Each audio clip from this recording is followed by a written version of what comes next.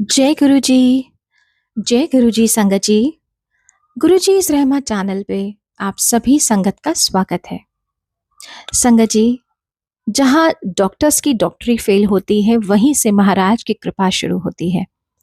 और महाराज की कृपा के लिए हमें किसी भी उपाय की, हमें किसी भी लोटे की जरूरत नहीं है। महाराज की सिर्फ एक नज़र ही, एक प्यार भरी नजर ही काफी है उनकी कृपा के लिए।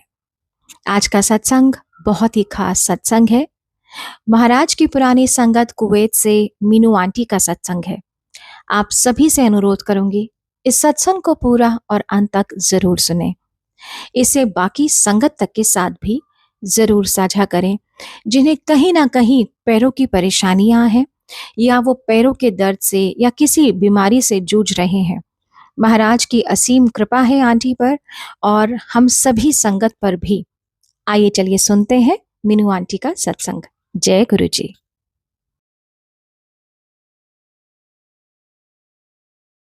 जय गुरु जी। सारी संगत को जय गुरु जी।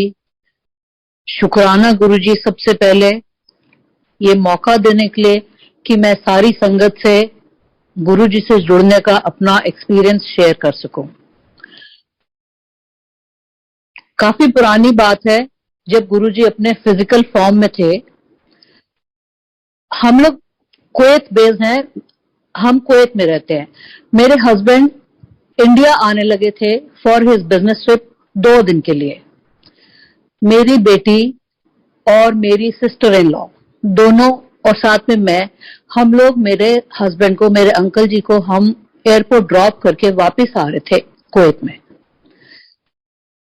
जैसे ही घर वापस आ रहे थे, ऑल ऑफ अ सडन मेरे लेफ्ट साइड की चीक पे मेरे को एक टिंजी सी फीलिंग शुरू हो गई, जैसे कि चींटियां चल रही हैं और मेरी जबान जैसे ट्वर्ल होनी शुरू हो गई और मेरी आवाज थोड़ी क्लियरिटी खत्म हो गई।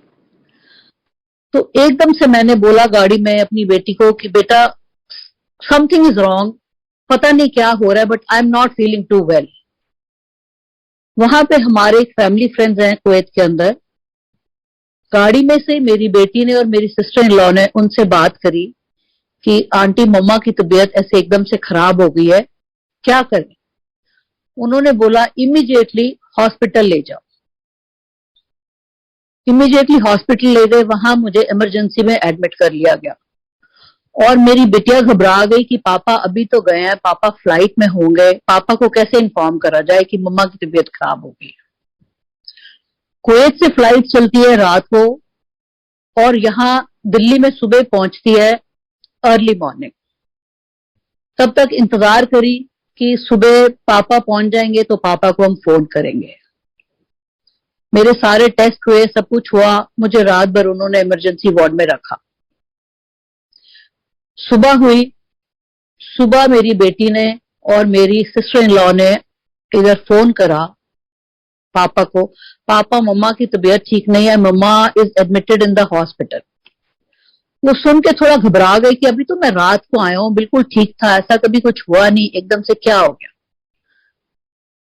मेरी सिस्टर इन लॉ कहती है भैया आप वापस आ जाओ। यहाँ होता क्या है कि फ्लाइट सुबह पहुंचती है कुवैत से, और अगर वापस हमने ट्रैवल करना है तो यहाँ से आधी रात को फ्लाइट जाती है जो कुवैत में अगले दिन अर्ली मॉर्निंग पहुंचती है। पूरा दिन था, वापस आ नहीं सकते थे, थोड़ा परेशान हो गए, घबरा गए। दिल्ली में मेरे ब्रदर रहते हैं, मेरी सिस्टर रहती है, उन लोगों को मिले और बोला कि ऐसे ऐसे है, मैं रात को वापस जा रहा हूं और मीनू की तबीयत खराब है, मैं जा रहा हूं वापस। इतनी देर में मेरा ब्रदर इन लॉ मतलब मेरा छोटा जीजा, वो गुरुजी के पास जाते थे, जिसका हमें बिल्कुल पता नहीं था। हमें बिल्कुल नहीं पता था गुरुजी कौन है, क्या है, कुछ नहीं पता था। उसने ऐसे ही बोला मेरे हस्बैंड को, उनका नाम है सुधीर, कहते हैं भाई साहब एक गुरुजी हैं, उनको मत्था टेकने चलोगे। अब उनको लगा ठीक है चल सकते हैं, कोई बात नहीं। अब एनी हाउ वो मेरे ब्रदर इन लॉ के साथ एम्पायर स्टेट वाले मंदिर में गुरुजी के दर्शन करने गए। रास्ते में थोड़ा सा उनको बताया गया कि गुरुजी है, वहां जाके प्रणाम करना, वो ना बहुत सारे सबके दुख दर्द कष्ट दूर कर देते हैं। वहां गए, वहां उन्होंने गुरुजी को मत्था टेका मेरे जीजा के साथ। मेरा जीजा वॉज वेरी क्लोज टू गुरुजी। तो वहां बैठे तो मेरा जीजा ने बोला कि गुरुजी ए भाई साहब है गया, कुवैत तो आया गया। तो सुधीर ने उनको प्रणाम करा गुरुजी को और गुरुजी के पास बैठ गए।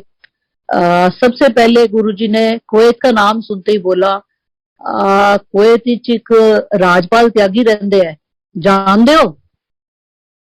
मेरे अंकल बोला हाँ जी गुरुजी। गुरुजी कहते हैं वो ना सत्संग करते हैं, उत्थे जाया करो। मेरे हस्बैंड ने, अंकल जी ने सोचा कि वो जो त्यागी अंकल थे, उस वक्त कुवैत में हर फ्राइडे मॉर्निंग मंदिर की तरफ से कीर्तन होता था किसी ना किसी के घर पे। उन्होंने सोचा शायद फ्राइडे सुबह कीर्तन होता है, वहां जाने के लिए कह रहे हैं। तो Kuwait being a middle eastern country, वहां पे फ्राइडे छुट्टी होती है। फ्राइडे इज लाइक जैसे यहाँ पे संडे होता है। तो उन्होंने ऐसे बोल दिया हाँ ठीक है। फिर मेरे हस्बैंड ने कहा गुरुजी मेरी वाइफ की तबीयत खराब है, कुवैत में है। गुरुजी कहते हैं फोटो है गया? मेरे हस्बैंड ने बोला नहीं गुरुजी फोटो तो नहीं आएगी। गुरुजी कहते हैं अच्छा जा कल्याण किया। बस इतना ही पहला इंटरेक्शन था मेरे हस्बैंड का गुरुजी के साथ। रात की फ्लाइट पकड़ के सुबह वापस कुवैत आए। तब तक मेरे सारे टेस्ट हो गए थे, डॉक्टर्स ने मुझे मेडिसिन दिए और डिस्चार्ज कर दिया। मैं घर थी, आई वाज ओके। थोड़े दिन के बाद क्या होता है कि कुवैत में किचन में काम करते करते मेरा लेफ्ट घुटना मेरा ट्विस्ट हो गया। ट्विस्ट ऐसा हुआ कि मुझे ऐसे लगे जैसे मेरा घुटना अंदर की तरफ मुड़ के झटके से बाहर आया और बहुत दर्द हुई, बहुत दर्द हुई। मुझे लगा शायद ऐसे ही कुछ हो गया होगा, इस दिन में ठीक हो जाएगा। मैंने दवाई लगाई, ट्यूब लगाई, क्रेप बैंडेज बांधी 2-3 दिन। वो दर्द बढ़ती गई, वो दर्द इतनी बढ़ गई कि वहां पे कुवैत में डॉक्टर्स को दिखाना शुरू करा, बहुत इलाज कराया। सारे डॉक्टर्स ने वहां पे मुझे बोला कि आप सारी लाइफ नीचे नहीं बैठोगे और सारी जिंदगी आपने एक सीढ़ी नहीं चढ़नी, क्योंकि बहुत बुरी तरह उसमें कुछ अंदर डैमेज हो गया था। और डॉक्टर्स ने बोला इस एज में हम आपका अभी सर्जरी भी नहीं कर सकते। ठीक है। और मेरी टांग प्लास्टर में थी। मैंने पूरा 1 साल, तकरीबन 1 साल मैंने बेड पे बैठ के बिताया। मैं उठ नहीं सकती थी, मैं खड़े नहीं हो सकती थी, बहुत मुश्किल था। तकरीबन 1 साल बाद जब मैं उठ के खड़ी हुई तो मैं काफी लिम्प करती थी, मतलब मैं काफी लंगड़ा के चलती थी। और मैं अंदर से सोचती थी हे भगवान, अभी तो कुछ एज भी नहीं है, आपने क्या करा है, मैं सारी जिंदगी ऐसे कैसे बिताऊंगी। थोड़ा थोड़ा जब मैं चलना शुरू हुई, बिटिया के स्कूल में छुट्टियां हुई, मैं कहा चलो बेटा अब ये तो लिम्प करना है, कोई बात नहीं, चलो इंडिया चलते हैं, काफी टाइम हो गया, एक चक्कर लगा के आते हैं। ठीक है। आते वक्त मेरे हस्बैंड कहते हैं अच्छा जा रहे हो ना, जाके संजीव के साथ, मेरे जीजा का नाम है संजीव, संजीव के साथ ना हो सके तो गुरु जी के मंदिर जाके गुरु जी को मत्था टेक के आना, जिन्होंने कहा था कल्याण की था। मैंने कहा जी ठीक है, कोशिश कर लेंगे। यहाँ इंडिया आए हुए अभी थोड़े दिन हुए थे, ऐसे ही बात हो रही थी, मेरी सिस्टर और जीजा फिर कहते हैं भाई साहब गए सी गुरु जी को, दीदी गुरु जी को चलोगे? जी हाँ बिल्कुल चलेंगे। मैं गुरुओं को बहुत ज्यादा मानती नहीं थी, बट मैं किसी की डिसरिस्पेक्ट नहीं करती थी। मैंने बोला हाँ चलेंगे, क्योंकि मेरे हस्बैंड भी खुश थे, उन्होंने भी कहा था होके आना, जस्ट फॉर द रिगार्ड। मैंने कहा हाँ हम चलेंगे। हम गुरु जी के पास गए, मैं, मेरी बेटी मेरी सिस्टर, मेरा जीजा और उसकी दोनों बेटियां। जाते वक्त रास्ते में संजीव अंकल ने थोड़ा सा बताया गुरुजी के लिए कि गुरुजी की बहुत महिमा है, श्रद्धा से जाना, उनके वहां पे बड़ी मेहर है, बहुत बहुत बीमारियां दूर हो जाती हैं। मैं सुन रही थी, आई सेड ओके ठीक है। वहां गए, एम्पायर स्टेट पहुंचे, गुरुजी हॉल में बैठे हुए थे अपने आसन पे, फ्लैशी से कपड़े पहन के। 1 मिनट लिए तो मुझे लगा कि पता नहीं इनको गुरुजी कह रहे हैं, फ्लैशी कपड़ों में बैठे हैं, बैठे तो गुरुजी जैसे हैं, बट वो फीलिंग नहीं आई मुझे। माफ करना गुरुजी, उस वक्त मुझे कुछ पता नहीं था। वहां गए तो संजीव अंकल जो मेरे जीजा है वो कहते हैं, दीदी गुरुजी नु ना मत्था टेक लो, प्रणाम कर दो। और प्रणाम करने के लिए तो आपको पता है कि दोनों घुटने फोल्ड करके तब गुरुओं को प्रणाम करा जाता है अच्छे से। मैंने कहा नहीं, मैं अपना गोडा तो नहीं बिल्कुल मोड़ सकती, मेरे को तो बिल्कुल मना है। कहता दीदी कोशिश तो करो, कोशिश करके देखो हो जाएगा, जे नहीं होएगा ना तो बहुत ज्यादा तकलीफ होगी तो छोड़ देना, ना करना, पर कोशिश पूरी करो। मैं कहा संजीव तुम क्या कह रहे हो, मैं बिल्कुल नहीं मोड़ सकती, मेरे को सारे डॉक्टर्स ने कहा है नहीं करना। कहता अच्छा मैं कह रहा हूं कोशिश तो करो, अगर नहीं कर पाओगे तो छोड़ देना। मैंने किसी तरह टांग बड़ी मुश्किल से आड़ी टेढ़ी टेढ़ी टेढ़ी करते करते गुरुजी को प्रणाम करा,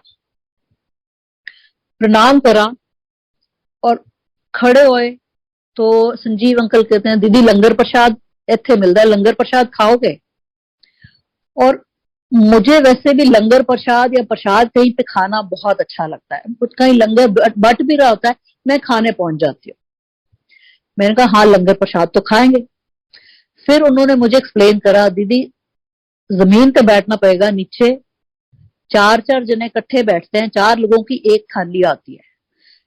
तो मुझे लगा मैंने अभी एक बार तो संजीव के कहने से गुरुजी को मत्था टेक लिया, मैंने अपनी टांग बड़ी मुश्किल फोल्ड करी है, अब मैं नीचे तो बैठूंगी नहीं, डॉक्टर्स ने मुझे कहा है कि सारी जिंदगी आपने नीचे नहीं बैठना। कहता दीदी नीचे बैठना पे। मैं क्या संजीव लंगर तो खा सकती हूँ लेकिन मैं नीचे नहीं बैठूंगी। दीदी कोशिश तो करो, इन्हों दे ना लंगर प्रसाद दे विच बड़ा प्रताप हैगा, बड़िया बड़िया चीजां दूर हो जांदियां है, कोशिश करो। मैं क्या संजीव क्या हुआ थे, मैं दिल में सोचूं इसको समझ क्यों नहीं आ रही कि मेरे को इतनी तकलीफ होती है, मेरे को डॉक्टर्स ने कहा है कि रिस्क मत लेना, ये मेरे को कह रहा जमीन पे बैठो। पहले भी एक बार मैंने मत्था टेक दिया, अपने घुटने फोल्ड आड़े टेढ़े करके जैसे भी। कहता अच्छा कोशिश तो करो ना, नहीं बैठा जाएगा ना तो ना बैठना। मैंने अपने पूरे मन से कोशिश करी, बड़ी मुश्किल में आए आए करती करती नीचे बैठी, बहुत लंबी सी टांग फैला के चौंकड़ी मार के। लंगर प्रसाद आया, लंगर प्रसाद खाया। मुझे उन्होंने समझा दिया था कि जितना लंगर प्रसाद एक प्लेट में आता है वो 4 लोगों का होता है, चारों ने डिवाइड करके खाना होता है, तो अपना हिस्सा पूरा खाना, उसमें बड़ा प्रताप होता है, मीठा भी आएगा तभी भी खाना। और हालांकि उन दिनों में मेरी नई नई डायबिटीज डायग्नोज हुई थी, अंदर से मैं डर भी रही थी कि मैं नीचे भी बैठ गई हूं, पता नहीं अब क्या होएगा, पर मैंने ठीक है अपनी तरफ से पूरी कोशिश करी और मैं बैठ गई। लंगर प्रसाद खाया, उसके बाद प्रसाद में एक लड्डू था, मैंने लड्डू भी खाया, अंदर से डर भी लग रहा था पर मैंने खाया, श्रद्धा से खाया। उसके बाद हम उठे, हाथ धो के आए। एम्पायर स्टेट में पहले क्या होता था, लंगर प्रसाद खा के हाथ धो के गुरुजी की आज्ञा लेके जाते थे। हाथ धो के हम वापस आए गुरुजी की आज्ञा लेने के लिए। तो मैंने थोड़ा सा गुरुजी को ऐसा हल्का सा नीचे होके प्रणाम करा और मेरे घुटने में से ऐसी आग निकली, ऐसी आग निकली कि जैसे पता नहीं क्या हो गया कि मेरा गोडा जल जाएगा लेफ्ट वाला। और अंदर से मुझे बहुत डर लग रहा था कि हे भगवान मैंने क्या करा है, सारे डॉक्टर्स ने मुझे मना करा हुआ है, मैंने फिर भी संजीव की बात मान ली, अब पता नहीं क्या होगा। और इतनी आग निकली कि मैं आपको क्या ही बयान करूं। जैसे ही गुरुजी की आज्ञा लेके हम बाहर जाके गाड़ी में बैठे तो मुझे बहुत भूख लगी। लंगर प्रसाद अंदर से खाया पेट भर के, गाड़ी में बैठते ही मुझे भूख लगी। मैंने बोला संजीव बड़ी भूख लग रही है, मुझे तो कुछ खाना खिला दे। कहता है दीदी अभी तो लंगर प्रसाद इतना खा के आए हो, अभी क्या खाना है? मैं कहा मुझे नहीं पता, मुझे बड़ी भूख लग रही है, मुझे कुछ भी खिला, जो मर्जी खिला, लेकिन मुझे खिला, नहीं तो मैं मर जाऊंगी, मुझे इतनी भूख लग रही है।